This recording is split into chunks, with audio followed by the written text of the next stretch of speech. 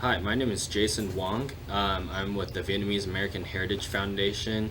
We are currently in Washington, D.C. at the SBTN station, and I will be interviewing Tristan Dat Nguyen today on July 22nd, 2010, as part of the 500 Oral Histories Project. Could you please state your name and your birth date? My name is Tristan Nguyen. My birthday is March 20th, 1965.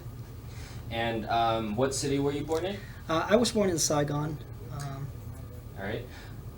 Okay, so I guess we can start a bit with your family and sort of what they did back in Vietnam to get, I guess, a closer look. And so to start off with, what sort of jobs did your parents have? My father was a colonel in the former uh, armed forces of the Republic of Vietnam at the time, or South Vietnamese government. And my mother worked for a medical company in terms of marketing and advertisement. So, And did you have any siblings? I have one older sister and two younger brothers, and they're both all of them in the United States and in the Washington D.C. area. Um, all right. So you're born in 1965. So I guess when you were in elementary school, it seems that right around then, like the war would have been popping up pretty quickly. Um, and how much older was your sister? My sister is 2 years older than I. Okay. Yes. So pretty much everybody was, you and all of your siblings were all in elementary school. Yes, I remember I was in fifth grade when the fall of Saigon occurred. So. And I guess during those years during the war, did you remember your father coming home very often, or was he gone a lot of the time? Well, actually, he worked in the downtown of Saigon, so he wasn't really had to travel away from home. I remember once in a while he was away for just a few days. But it wasn't really an extended period of time where he had to be away from home. Would you say that your family at that period was, I guess, more relatively well off or middle class? I would say middle class because my father, to tell the truth, at the time, my father could not afford, with his military salary, he could not afford to take care of all of us and my mother. So that's was the main reason why my mom had to work to help out. Um, and did you and your siblings, did y'all go to the public schools? Yes, we live in just one-story house, so it's you would say, I would say it's slightly below what you call middle income family. One-story house, and if you go to, let's say, two doors away, you can see bigger house, two-story bigger house, brick house. And we only had one old car, so. Okay. Did your parents, how did y'all do in school? Like, were you and your siblings, were y'all good at school? I would say so and so. I remember that I spent some of my time at the music conservatory.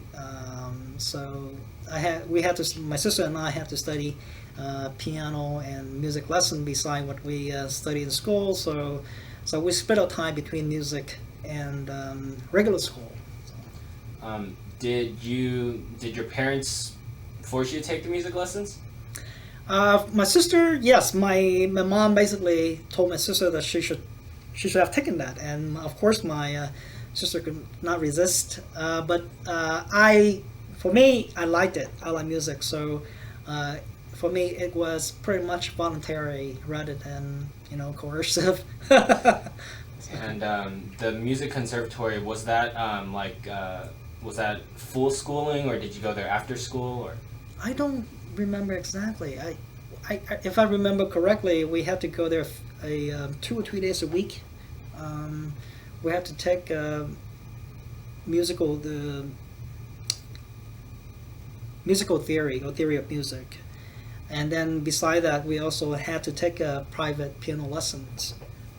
That's separately from the conservatory itself.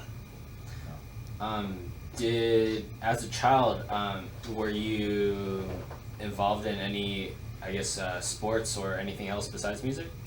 No, at the time, we were occupied with music and school, and back then there wasn't much to do. You know, there wasn't a computer game or anything like that at that time. So either you play out, you play in the street, or you just stay inside the house and do whatever activities there were, inside the house. So. All right. And I guess going into the fall of Saigon, when the war started approaching the city itself, I guess when did you become aware of the war, and when did it start affecting your life? That's a very good question. If I remember correctly, if I can recall, about 6 months or so before the fall of Saigon, there was a failed coup. I remember a pilot dropped a bomb at the presidential palace, and we heard it. I mean, we heard the bomb from where we were. I can't recall how far we were away from the downtown area, but we heard that. So that's the first time as a kid I was aware that the war was actually coming closer than what I saw on TV. So that's my first experience of experiencing the war itself. And next thing is, we tried to get out of Saigon, but we failed to do so. And so in those 6 months leading up to the fall of Saigon, I guess, did you feel it getting more desperate? How did the adults act? Inside Saigon, you did not really feel that. I don't think that there was a chaotic. I could not tell a gradual change or any sign that Saigon would have fallen. Of course, as a kid, you did not pay attention to, say, international news. But what I heard from my mom was we have relatives abroad, particularly in the United States, who came back to Vietnam before 1975 and basically told my parents that, the fall of Saigon would be coming soon. So basically, we already got a telltale sign. At least my parents got a telltale sign that the fall of Saigon was inevitable. How did they prepare for that? In fact, I did not really prepare for that. Not until a few days before the fall of Saigon, they actually tried to get to the airport with the help of an American officer. Unfortunately, he was picked up. He was required to leave Saigon the night before. So we missed that connection. So that's our first failed attempt that my family had to deal with as we tried to get out of the city. And as a child, what do you remember taking? Did you bring anything with you, or did your parents just pick up everything and leave? I remember that morning, the 20, if I remember correctly, either 27th or 28th of April, which were 2 or 3 days before the fall of Saigon. We actually packed a lot of things on a Jeep, and we were ready to go to the airport. And then we got the news that we could not connect with that American officer, so we had to go back. And then the next day, that was when we heard a lot of fighting, firing, and that was when we actually had to move to our relative's house, which was a pharmacy, if I remember correctly. It was a pharmacy, but it was really a concrete building, a 3 or 4 story, concrete building that was owned by my mom's uncle or my mom's aunt. So we tried to at least get there to get a better shelter, because our house, like one-story house, and we knew that it was not that safe. So at least we tried to get into that 2 or 3-story house, concrete building, and at the same time we were looking for other options to get out of Saigon. And I guess, did your father ever try to sit down and explain to you or say anything to you as the eldest son? No, you mean during that time or afterward? Or I guess just surrounding these 3 or 4 days. Oh no, it's no one. I mean, at that time it was chaotic enough that we basically, my parents spent most of the time trying to contact various people to help us to get to the right places so that we can get out of town. For example, my father tried to connect with my step uncle, who lived in the government owned residential area that's very close to the Saigon River. So that's the next option that my family attempted to explore, or at least to take. And I guess when the city itself actually fell, did your family hear about it on the news, and what sort of happened around that period? I could not remember exactly what went on the 30th, but I think somehow we got out of that house, of the 3-story house, and get back to our own house. So during that time, that was when you actually saw chaos in the street. I could see soldiers abandoning their tanks, and dropped their weapons and just ran away, and it was really a chaotic situation. The day before, I could see helicopters flying everywhere in the sky in Saigon. So as a kid, around about 10 years old, you knew that something was happening. The war was much closer to you as it was before. And did you remember any of the North Vietnamese soldiers coming through the city? No, we did not see that. Especially that time, we did not have TV. I mean, it wasn't televised, anything like that. But on the radio, we listened to the radio. We turned on the radio, and we heard the surrender of the Vietnamese, of the Southern Vietnamese government. So that was apparent, and we did see jeeps rolling in, from the northern Vietnamese troops were moving in with their vehicles, military vehicles, moving to the city. Shortly after noon on the 30th, April 30th. Did you remember your father trying to burn anything or hide anything? Oh yes, because my parents were northerner. I mean, they emigrated south in 1954, so they had experienced similar thing, in 1954. So in fact, my father really panicked. So he wanted to burn everything related to the army, everything related to military, okay, or anything that indicate Connection. that could indicate connection, and not only that, it also indicate your social status. Okay, for example, refrigerator. He wanted to throw away a refrigerator. He wanted to throw away a piano, even though it's just a small piano. Yamaha, Japanese-made Yamaha piano. He wanted to throw it away. Things of that nature. And then wine, throw it away. Blanket, anything related, anything either militarily related or anything that seemed to indicate that you are part of a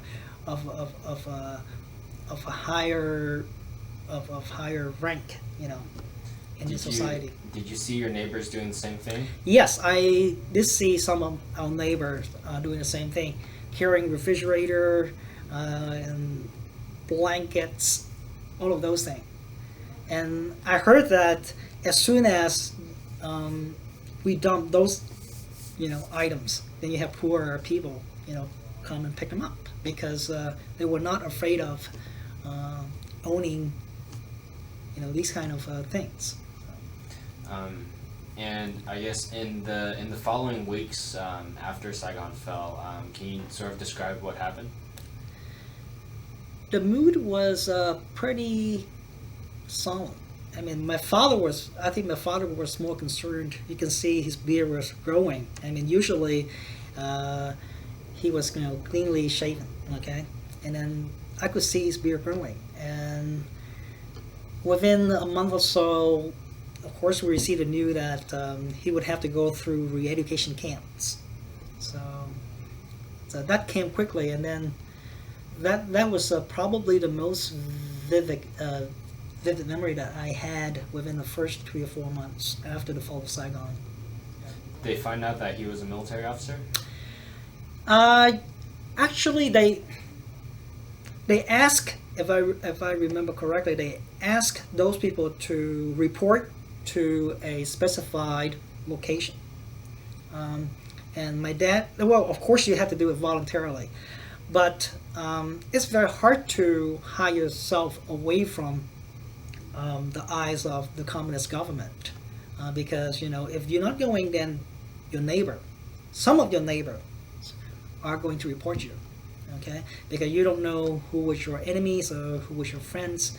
So unless you actually move to a totally different area, okay, where none of your neighbor actually knew who you were, then you could actually assume different identity. But other than that, you don't want to take that chance. So he had to report to the authority. And did you know what was going on? No, at that time the word re-education camp didn't mean that much to little kids, But to him, yes, because coming from the north after 1954, he knew exactly what to expect. What did he say to you when he left? He didn't say much to us as kids, to me or my sister. So there was very little interaction between me and him just before he left the family. Yeah. And I guess so. What happened after that? What happened after he went to the re-education camp? Okay, so first he had to report to a camp which is in the south, and after I would say 6 months or so, they moved him to a different location, and that was a tendency back then, moving this you can say political prisoner from one camp to another. And eventually they moved him to the north because of his rank, being a colonel, he was part of the group that was first moved to the north of Vietnam. Okay. And at that point, were you still able to see him? No. In fact, even my mom was not allowed to visit him. I remember there were exceptional cases I heard from my relatives who could manage to see their loved ones, but during the first 2 or 3 years, it was almost impenetrable, to get to the camp and be able to visit your loved one. And my mom even tried to go to a camp in the south when he was there and trying to see if he was actually there. And there was a rumor that he was there, but no one could tell that he was there. In fact, most of the time the government just did not tell you, where they kept your loved ones. So during these years, were you still going to school? Yes. Okay. And I guess so. after this period of time, when it was your mother taking care of all the children, um, was she able to provide for all of you? Of course not, because she actually did not have a job. Because right after the war, her career ended. She could not find anything equivalent to that. Especially the first 4 years after the war, it was really tough in terms of economic condition. She had to work for. She had to do some knitting, for a government-owned, some government-owned entity, and it was basically nothing. So we basically lived on what we had earned before the war, and my mom was trying to self-stop too, because at that time I remember you could actually sell practically anything in the house, like your clothes, your furniture, things of that nature. All you have to do is bring to the market. There's a market in the downtown area, outdoor market, and then you just basically sell them. So that was the main source of income. And when did your mother or your family decide that that was time for you to leave? I would say there were two main motivations. First of all, in 1978, my oldest aunt, who is my mom's older sister, so her husband actually left Vietnam in 1978. That was a time when the Vietnamese government actually wanted to remove the Chinese Vietnamese, especially out of Saigon, because they were considered to be quote unquote capitalist. So the government at the time wanted to just flush out the first wave of what they deemed to be, capitalist. So that was an opportunity for Vietnamese to basically bribe the local government to do fake, paperwork, so that we were identified as Chinese, ethnic Chinese. So 1978, that's how the first wave of boat people actually left Vietnam. Those were called, we call it half legal. Among ourselves, we call it half legal, meaning that we have paperwork to authenticate ourselves. But on the other hand, of course, we had to pay for the paperwork to go with the Chinese. So that was the first wave of Vietnamese political refugees. So my aunt's husband, together with his two sons, actually left Vietnam in 1978. So that was the main motivation, the first main motivation.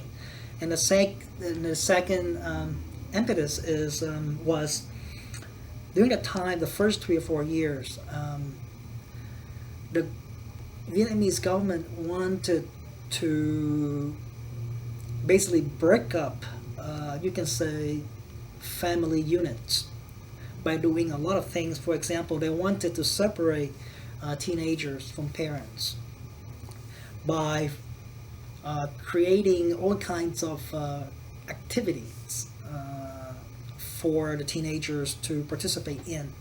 Okay, for example, activities somewhere in the outskirts of the city.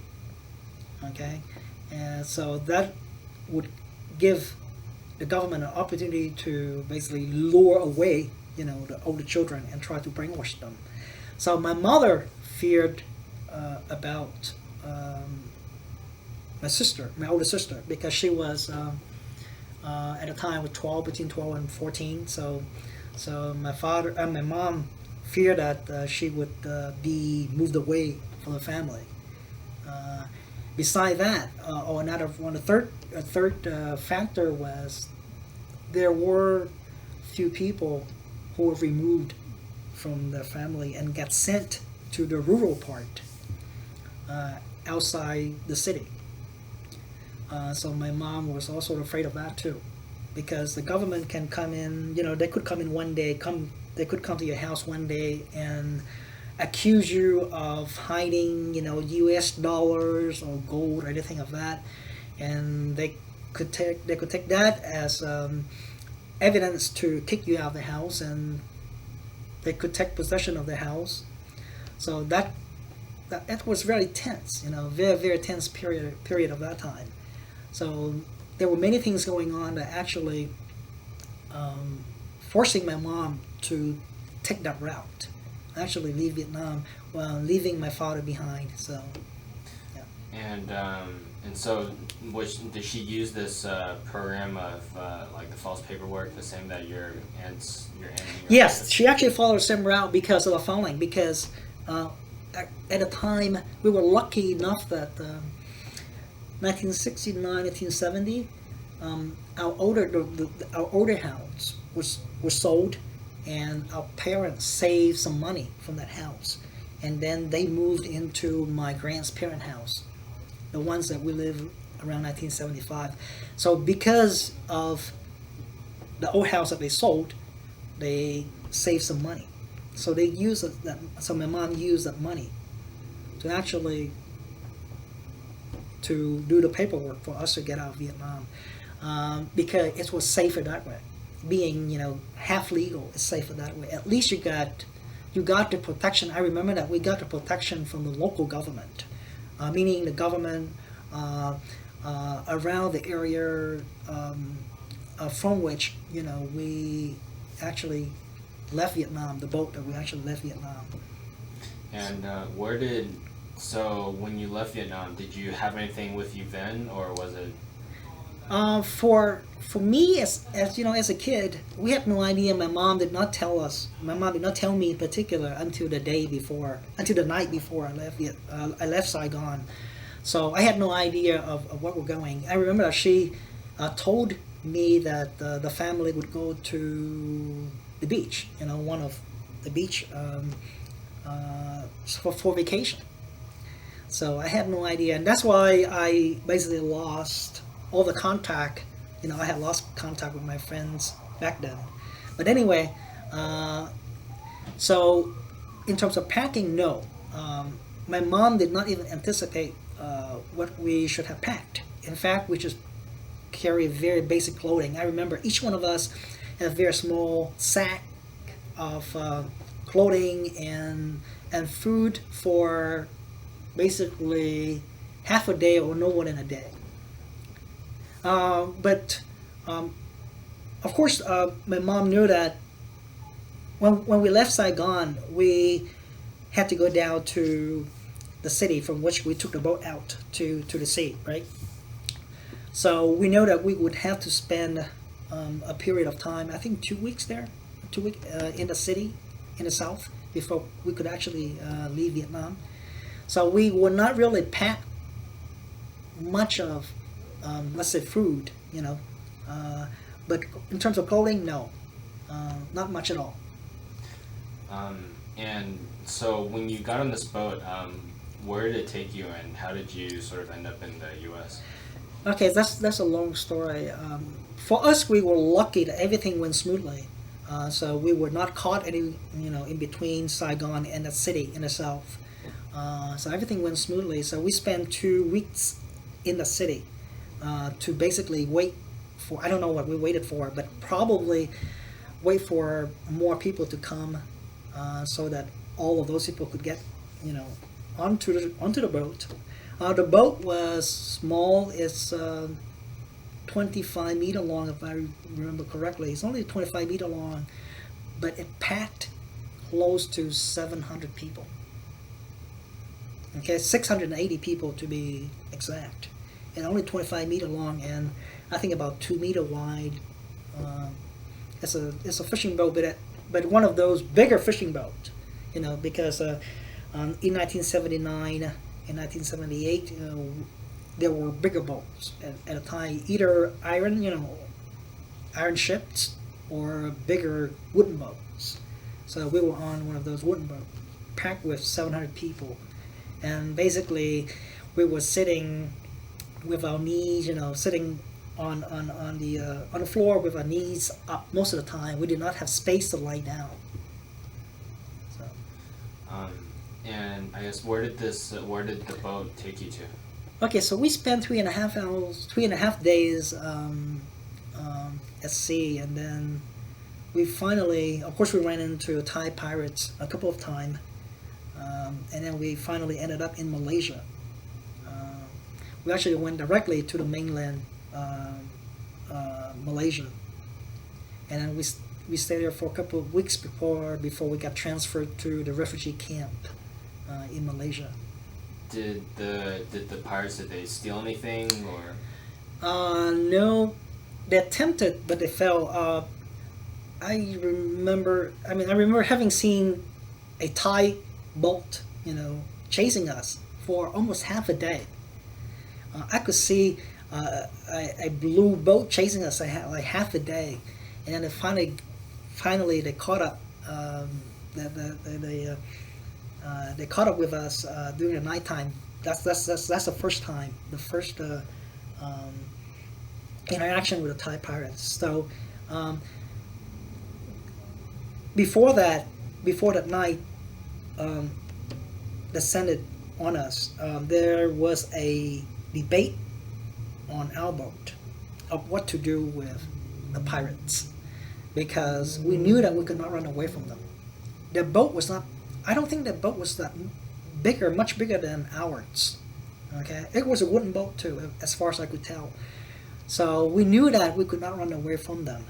So people on the boat, were debating what they should do, what they should have done with the pirates.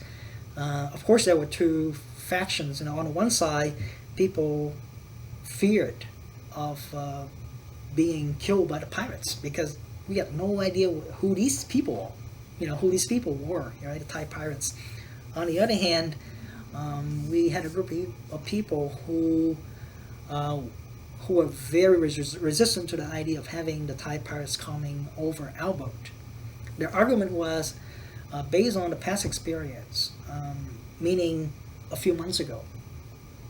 The Thai pirates actually came over a boat, and they raped women, and they actually killed half of the men. In fact, that happened to my aunt's husband's boat and my two cousins. They actually went over the boat, because that boat let the pirates, come over, and the pirates actually raped women, and they basically killed half of the men by throwing them over the boat. So who could swim could survive. Like my cousin got thrown off the boat, and one of my two uncles got thrown off the boat, but they knew how to swim. It took them some hours to hide and swim, so they managed to survive. So coming back to our boat and our situation. So that group of people who said that if you let them come over, they not only rape women, okay? They not only rob us. That wasn't a big problem. The bigger problem is they are going to rape women, and they could potentially kill men. Okay, it had happened before. So people on the boat decided to. We basically decided to fight against them. So we did not give them an option to come over. In fact, I remember there was a debate, and we said to ourselves that we would rather die together than to let them come over our boat. And so when they finally caught up during the night, like, what did y'all do? We did not let them get over the boat. So they chased, okay, and then they threw the rope over our boat, okay, and somehow they managed to throw the rope over our boat and pull us. I don't know to where, okay, because sitting on the boat, I could feel that the boat certainly jerked in one direction, okay, as they attempted to pull. On the one hand, on our side, we was yelling, because I remember the men on the boat asking all the people on the boat, even though we were hungry and we were thirsty, they asked us to basically yell and cheer to basically scare them, mentally at least threaten them. So they managed to pull away our boat for a few seconds or a few minutes, and then our men on the boat managed to use an axe to cut off the rope. Okay, so the pirates tried a second time, and again something happened. So they decided they know that they could not pull us away. I think that they tried to pull us to somewhere where they could actually rob us. Okay, and then who knows next. But anyway, so they know that they could not pull us away. And they also saw on our boat the men. We actually basically dismantled the roof structure of our boat, and the men were actually using woods as weapons, okay, to defend ourselves. And you can see on the other side, if you look out, you can see that there's some men on the boat who are actually the Thai pirates. You can see women on the boat too. See some of them holding swords in their hands. There were no guns, anything like that. But the scary thing happened when they tried to sink us by hitting our boat. Okay, they tried to break up our boat, put it that way, 2 or 3 times. But I think we were lucky because our boat was fairly big, and we have very, very competent captain who was in the Navy, in the southern, the South Vietnamese government Navy. So we let them hit us on the side, just glance on the side. They took us a few blows on the side. So this whole event lasted for about an hour or so, and then the Thai pirates knew that they couldn't do anything, so they left. And the next day, I think we had different boat, but similar things happened. So we actually encountered them twice. And so your boat safely made it over to the refugee camp? To Malaysia. It wasn't really a refugee camp, because when you get into the Malaysian water, we were directed by the fishermen to go to the mainland, and so we actually went directly to the mainland. At the time, nobody knew where the refugee camp was, so we went there, and then the police actually. So we were detained obviously by the local government, and I think for 2 weeks, and at the same time we asked them to notify the United Nations, and that's when I think the official process started to kick in. And I guess so. When you arrived at that camp, did your family split up from the rest of the people in the boat? Or when you arrived in Malaysia, did y'all stay together as a... Yeah, in Malaysia, we all made it to Malaysia on the same boat, and it wasn't much of an ordeal staying there for 2 weeks, even though we only had like a meal and a half a day, and we had to drink water from a nearby pond. But mentally, we were in much better shape than we were on the boat, because on the boat, I mean, it was cramped. You basically had to sit with your knees up.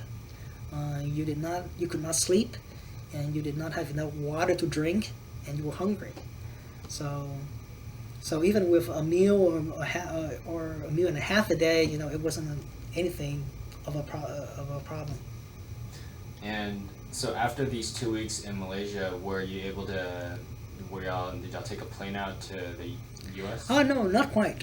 You actually have to be transferred to an island. That's where one of those official refugee camps located.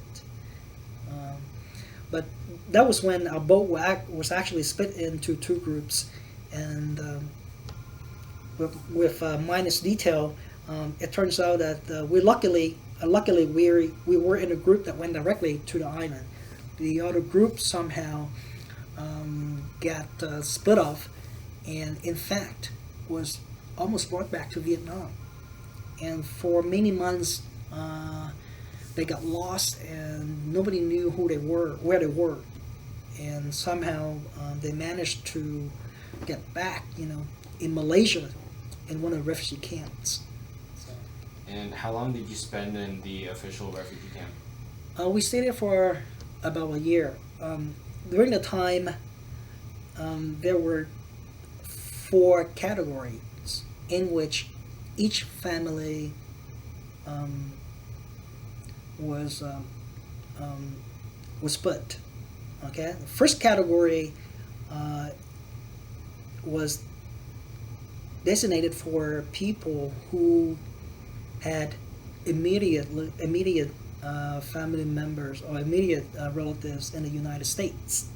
Okay, so if you are in category 1, then your chance of getting out of the camp at a time was I think within 6 months or so. And second category, if you had any association, formal association with the American government, for instance, if you served of your work in the embassy, U.S. embassy, in an official capacity, then you would belong to that category. So if you are in that category, then you are, then you're in the second group, who a better chance to get out of the islands faster. So we were in the third group, which was categorized for people whose husbands or wives served in the South Vietnamese government. So we were in that group, and it took us about a year or so to get out of the camp and resettle in the United States, at a third country. And by that point, had you learned a bit of English previously in school or anything? No, in Vietnam. In the camp, yes. In the camp, there was an English class taught by, of course, one of the refugee too. So we learned a little bit, not much. And then even at that age, we did not acquire much of English, not until we came to the United States. So were y'all sponsored by a family over here? To be exact, my mother was sponsored by her aunt, who lived in Winston-Salem, North Carolina, and she, of course, in turn, she had to rely on, I forget the name of the church that actually sponsored us to North Carolina. We stayed there for about a week, and then we moved to Maryland to reunite with my mother's sister.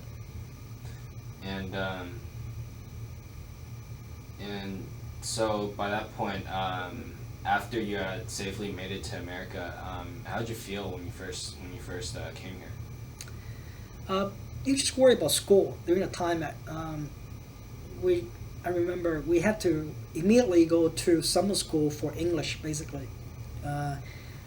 We came here, I believe, in May or April of 1980. So the first thing that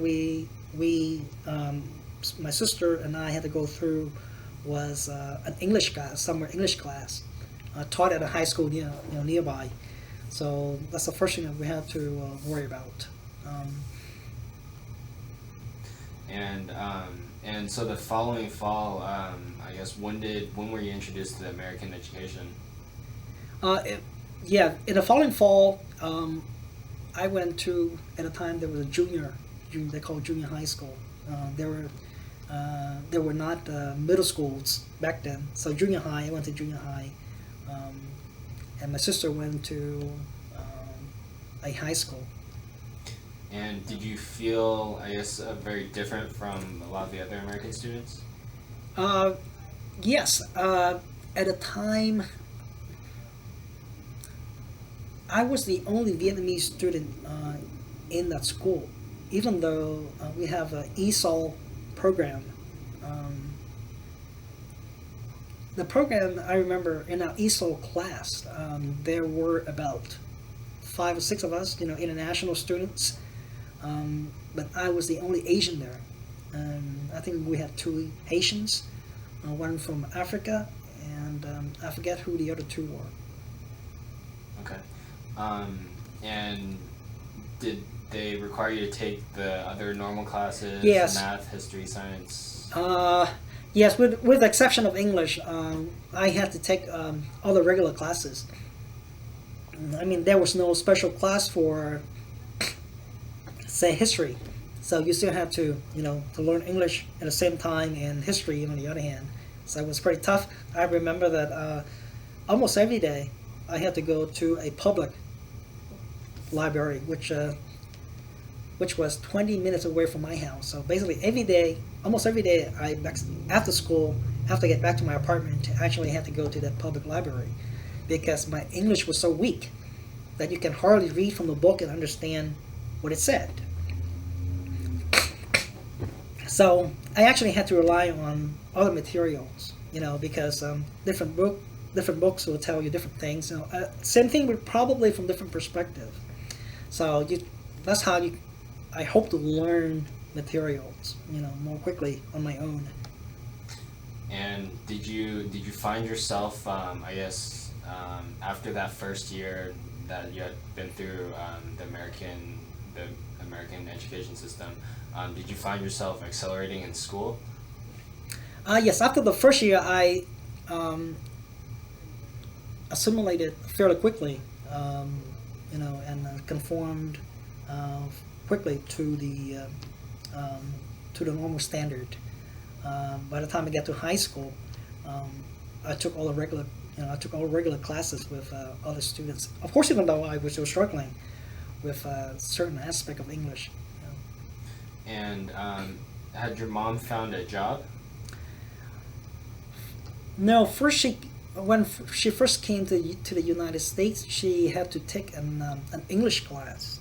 I don't remember how long it took her, but after that, she was debating whether what kind of career path that she could take. Okay, so she decided finally to go to a technical school to study electronics. I don't remember the duration, but she actually got a grant from the government at the time to study at this trade school, for electronics. And so once you were getting close to the end of high school, had you made any friends by then? Yes, I was lucky that in my high school there were many international students, not just I was the only Vietnamese, and then the following 2 years, I think my cousin also came there. So we were the only two Vietnamese that I knew of at the time, in high school. But I was lucky that I got to know other friends of different nationalities: Lebanese, Chinese, Korean, Pacific Islander. So in that sense, I was very lucky to be part of that group, especially in a very good high school. And so you're doing pretty well in school. How did you make the decision to go to college?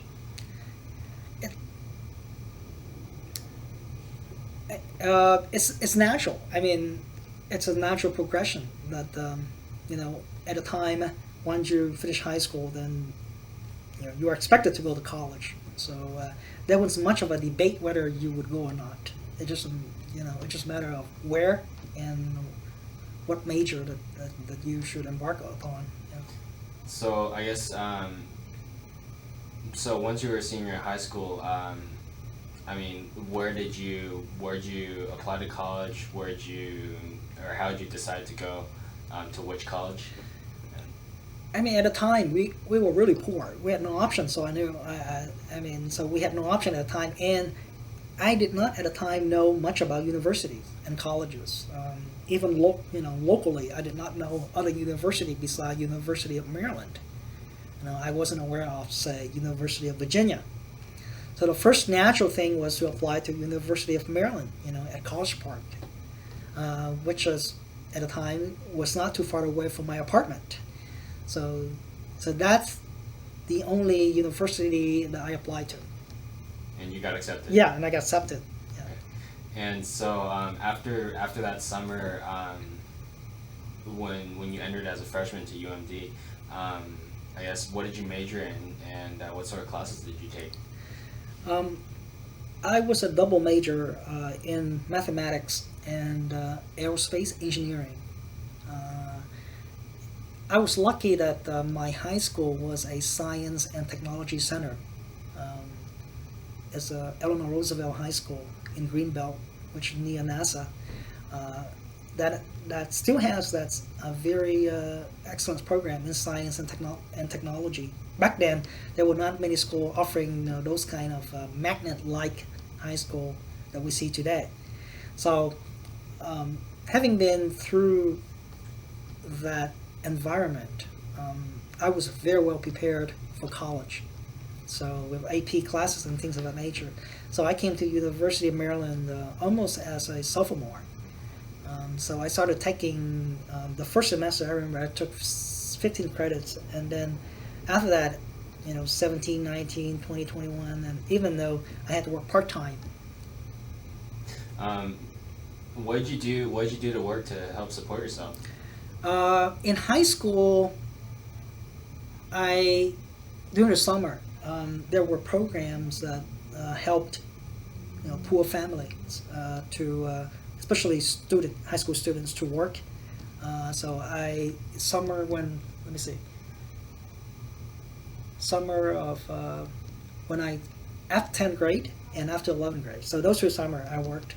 So the first summer I worked as a custodian. Of course I wasn't happy, and then the second summer I worked as in an office doing a lot of paperwork because I could type really fast. So they let me do the paperwork and typing and all of that nature.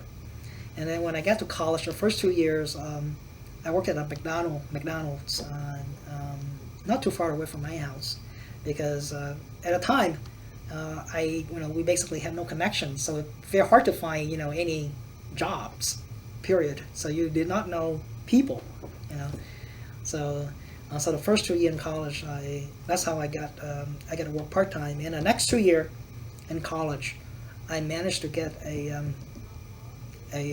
like a teaching assistant job that allowed me to I remember first semester as a undergraduate teaching assistant that let me grade paper for math classes for junior and senior level, because I took AP classes, so I was ahead of most of the students at University of Maryland at the time. And then the following year, I was lucky to let me run a discussion section in algebra or pre-algebra. I don't remember. Oh, pre-calculus. Sorry, pre-calculus. So those are the first jobs that I held in the United States. A variety of jobs. All right, that's very good. And so did you, outside of studying, what did you do, I guess, like your first and second years in college? Outside of, I guess, taking all the classes, the studying, and the job, did you do anything else, or were you pretty occupied? I was very much occupied with school and work, especially the first year. I actually worked up to 30 hours a week, because even though at the time I took 15 credits, but I mean, I was well prepared, so the only activities that I did outside of work was I tried to practice piano still, and of course, and then a VSA, a friend of mine came along, and I got to know more Vietnamese in college, especially older generation, slightly older, who came to university around the same time. So I got to know those people, so who actually recruited me, and I still work with some of them until today. And which semester was that you were first introduced? That was, I believe, my sophomore year at the University of Maryland. Yeah. And I mean, how did you feel when you were able to meet other students who were like yourself? Oh, that was great, because during my freshman year, I did not run into many Vietnamese because I majored in math and aerospace engineering. Most students, Vietnamese students back then, majored in electrical engineering. So that was the main reason that I did not really run into most of them. And because I did not know any Vietnamese in high school. So there was a gap there, in high school and the first year in college where I had very little interaction with fellow Vietnamese students. Okay. And so your junior and senior years in college, did you continue to stay involved within the social organizations? Yes, Vietnamese Student Association. I mean, we did a lot of activities within school and also outside school too. So we banded together, very, very well. We bonded together very well. Did y'all, what kind of activities did you do? Like, I know that different VSAs, they do things, celebrations or philanthropy. What kind of activities did y'all do back? Back then, there wasn't much of philanthropy or much of fundraising activity because everybody was poor then, so there was no concept of fundraising, anything of that nature. So most of the activity were among ourselves, socially, within a VSA, like family night that we try to organize every year.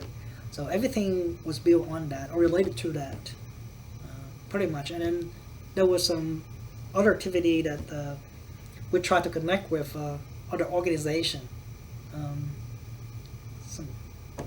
who are whose members were more mature than we were at the time. Yeah. And I guess I know that public service is very important to you. When did you sort of, I guess, what helped you decide that giving back to community was something that you really, really like to do? Being involved in the VSA over the years, it's something that within you start doing that, and then you realize that there was something that you can offer. And after I graduated from University of Maryland, I went to graduate school in St. Louis, and that was when I really found it missing, because there was no VSA, anything like that at Washington University in St. Louis. So I did find a vacuum. So that's when you actually realize that there was something valuable, something that missing from your social life or from your daily life. And so you got your was it your PhD at WashU? I got my PhD in mathematics at Washington University. And after that, I guess where did you go after WashU?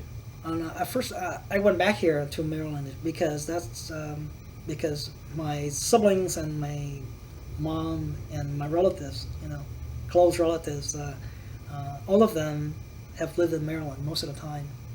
So it wasn't hard for me at all to decide to go back to the East Coast and find a job, in Maryland. Did you feel that your younger siblings were looking up to you, and that you were setting a good example for them? I never asked them to look up to me or to follow my path. I only encouraged them to be in school, and that was the most important thing. Try to get them to stay in school and work hard. And I was fortunate that my youngest brother, who heavily engaged in VSA, and he was a VSA president at University of Maryland during his time, so he was very active. So I'm glad that at least he looked at me and saw something something good in the path that I was taking. And so what was, I guess after you had come back to DC with your PhD, what was the plan? What was the plan then? Of course, to find work. When I first came back to Maryland, I submitted several job applications, but I did not get any job offer right away. So I came here for about a month. And I first applied for a government job, and I was waiting for my security clearance to be completed. In the meantime, I worked for Computer Sciences Corporation, which had a contract at NASA. So I worked shortly as an aerospace engineer. So that's basically a stint, I think a 2 months or 3 month stint that I had with the company. And how did you find out more about like the older VSA community here inside of the Maryland, DC, Virginia area? Was that part of like your student life back when you were at UMD, or did you find out more about it after you had come back as a professional? I would say after, because when I was at University of Maryland, it came so natural to you. So you did not really spend time to think about it. You just participated. I just participated in it. You did not think further, what you should have done and what could have done. So now you're getting older, so you move back, and again, your old friend came back to you and tried to recruit you to help out and do things, and you actually get more involved into volunteerism. Besides just a VSA, you realize that there are many other facets, in your social life that you could help out and hopefully advance humanity in some way. When did the community up here, I guess, start establishing larger organizations to help service a lot of the, I guess, the second generation Vietnamese Americans? Or I would say during the time that I was in St. Louis, because when I got back here, I wasn't aware of, say, Vietnamese language classes before I left for St. Louis. But when I got back here, after a year or so, I got recruited by my friends who got involved in the Vietnamese Cultural Society. It was run by someone who is just 2 years older than I am, basically. Okay, so not an older generation. And then that's the first time I also got involved in teaching Vietnamese language to children. So I would say that sometime between, I left Maryland and sometime I get back to Maryland. So that was when you actually saw the people start to cater or to offer services to second generation. did you feel that your generation was, I guess, progressing, or did you feel that your generation was one of the driving forces on a larger scale in terms of like setting up the VSA, setting up the community that we see today? I would say I'm not sure about the community today, but the VSA, yes, because when we first came here, we did not have a big group of Vietnamese, and there wasn't any big places where we could hang around. Even for Vietnamese New Year, there wasn't much going on. Okay, so that was the main driving force, and I think that for my generation, most of us came here being poor, so we knew that we had to work really hard. So that was really the main, actually the main drive that kept us going for years. I know some of us, slept in a car. I remember some of my friends. Some of my friends actually slept in a car for a semester. In an old car. It's still cheaper than renting an apartment. And if we're in an apartment, it's a rundown apartment shared with 4 or 5 other students. So for us, it's a driving force. And when did you see a lot of the restaurants and everything start forming in the Seven Corners or in Virginia and Maryland? When we first came here in 1980, the only Vietnamese town or shops that we could find were a couple of shops in Clarendon, in Northern Virginia. I think some of them still exist today, probably in a very small number. So anytime that we actually wanted to buy any Vietnamese any Vietnamese food, okay, would have to go take, buses and then metro all the way down to Clarendon just to buy Vietnamese food. Because in Maryland, all we could find was a Thai store. I think, yeah, I believe it's a Thai store. So you could get very basic items like rice, okay, and soy sauce, for example, or fish sauce. You could not get, genuine Vietnamese food. So I could not remember. Phở 75 was was already there in the mid 80s, 83, 85. I remember that. So. And so after you had come back. Oh, sorry, I take it back. It's not 75. It's Phở Hoa. Phở Hoa, yes. And so after you came back from WashU, was there a lot more restaurants that you could go to? Oh yes, that's when 6 year, after coming back to the area, I found that a lot of things had changed things had changed quite a bit even after 6 years. And then another 5 or 6 years, you see the entire area, and a lot more Vietnamese, coming to the United States, especially with the HO status. While I was in St. Louis, I heard of that, but I did not encounter or run into anyone who came here under that status. So the community grew quite a bit while I was away from the Washington D.C. metro area. And I guess, so how do you feel is your role in, I guess, helping to teach Vietnamese to some of the smaller children up here, and why do you think that that's important? I think it's important because, first of all, it helped them to learn more about their heritage. Okay, it's not just language, but we try to teach them a little bit of culture, but not really. We don't really. At least in my class, I try not to teach them, the traditional culture, because it may not resonate, well with what they see today. Okay, but I find out that the kids that are very interested in learning, for example, ancient Vietnamese ancient history. So I taught them some legends, mythology, the Vietnamese legends, facts, because they most of the legends that we have, the Vietnamese legends, embody both facts and fiction.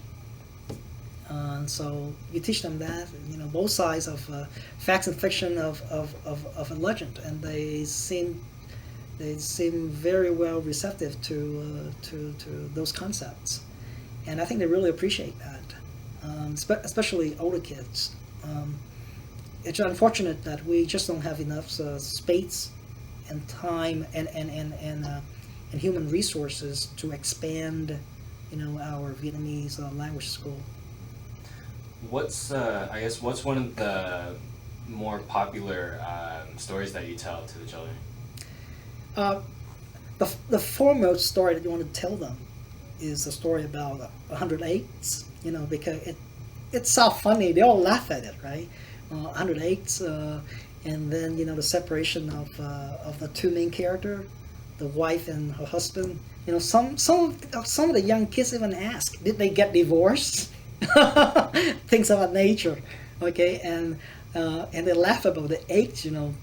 I remember as a kid, first or second grade, when I first learned about this legend, I never asked myself about that. But today kids, they are so mature. If you tell them, first grade, say, I remember telling the first grade kid the story in English, and they laugh at it. It's eggs, a sack of eggs, and they even asked me, did they get divorced?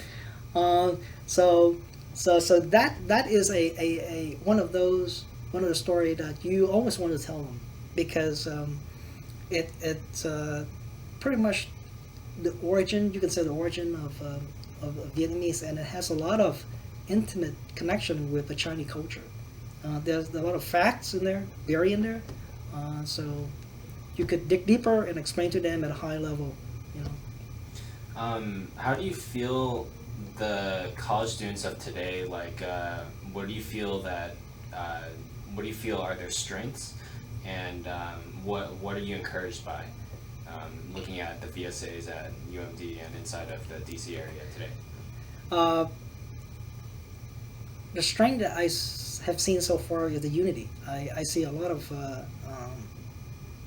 university students start to bond together and start to hold various events together. So that is a very good sign. And I also see a lot of college students and younger professionals, you know, who just graduated from colleges and university,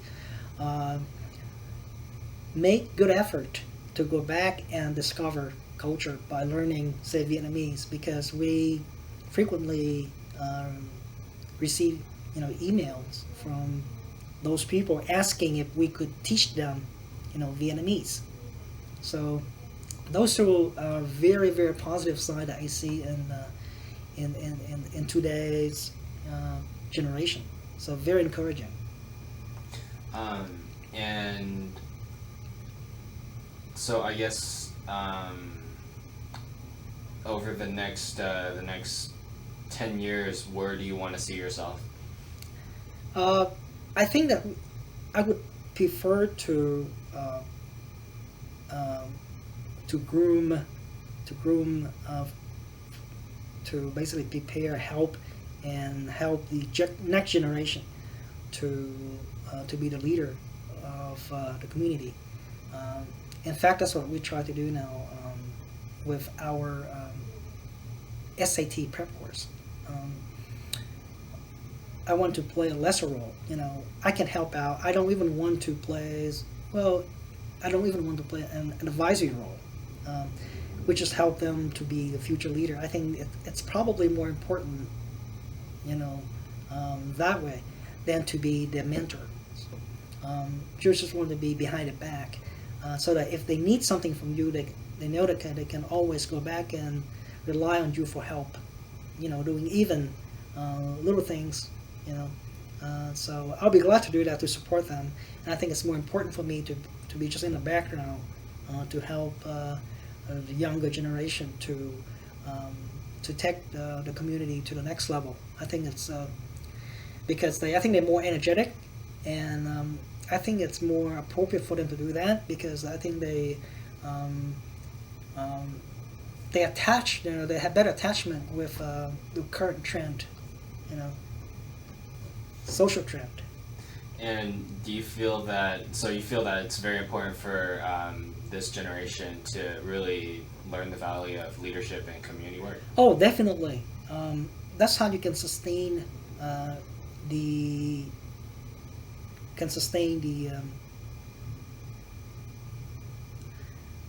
idea of volunteerism. Especially after you know that. After you already got your a job, a career. I'm considering myself fortunate to have a good job, especially in this harsh, you know, economic condition. So you know, sometimes you have to look beyond your own personal life, and there are a lot of things that need to be done out there. And I think that the younger generation has a lot to offer, and I think that you want to help them rather than you want to guide them.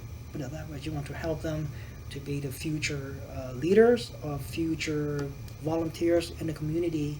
I think they have better idea of shaping our future community vision.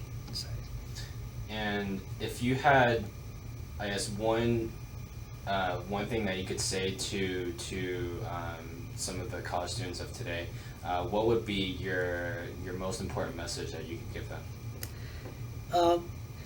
I would say that always give back to the community. Especially, I know that most of us are busy with our personal life and professional life. I work basically 10, 12 hours a day. Either it's related to my my day job or my volunteer job. Everybody's busy, but I would say the most important thing is to look beyond yourself,